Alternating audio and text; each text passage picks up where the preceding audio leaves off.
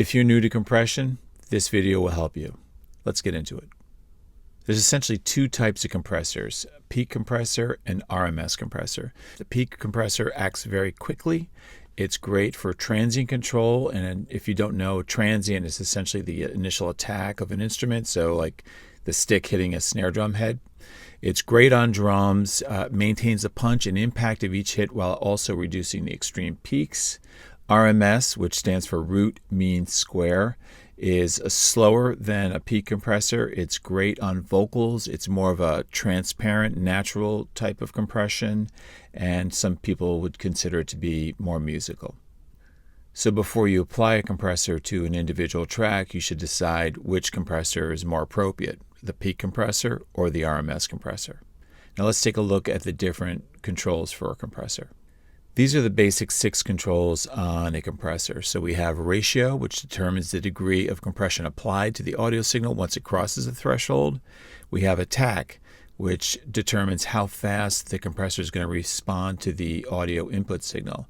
We also have release, which determines how long it takes for the compressor to stop compressing once it no longer senses the audio signal once it falls below the threshold. Threshold determines the level at which the compressor starts to act, and the knee adjusts the onset of compression, so it can be either a quick onset or a more gradual onset when the signal exceeds the threshold. Makeup gain compensates for the reduction of the audio signal due to it being compressed. So let's take a look at how all these controls actually work on a compressor. Okay, I've got a kick drum track pulled up here, and you can see that I've got a peak compressor applied to the kick drum. Before we get into the settings on that kick drum compressor, let's take a look at the 4 basic compressor settings. Essentially, on any compressor, you have 4 basic settings. You either have fast attack, fast release, slow attack, slow release, fast attack, slow release, or fast release, slow attack, and any variation in between there. Okay, so let's take a look over here at this kick drum.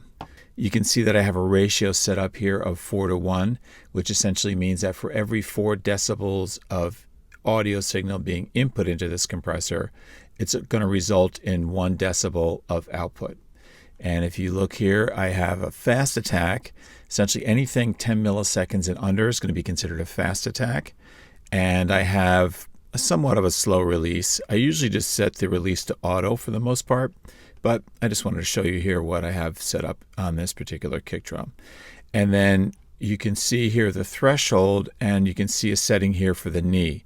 Now, if the knee's all the way at 0, that is what's called a hard knee, which means that the onset of compression once it crosses the threshold is going to be very abrupt, as compared to, say, if I move it up to 18, right, which is the max, you can see how the knee kind of softened.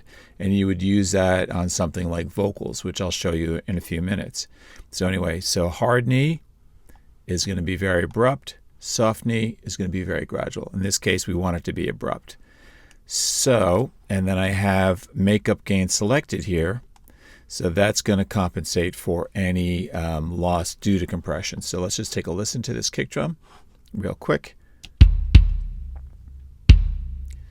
And without the makeup gain. So you can see the difference that makes right there. And then if you move the ratio all the way up, that's going to be like completely squashing it. So it's saying right here that basically for every 21 decibels of input signal, it's going to result in just 1 decibel of output. So we keep it at 4:1.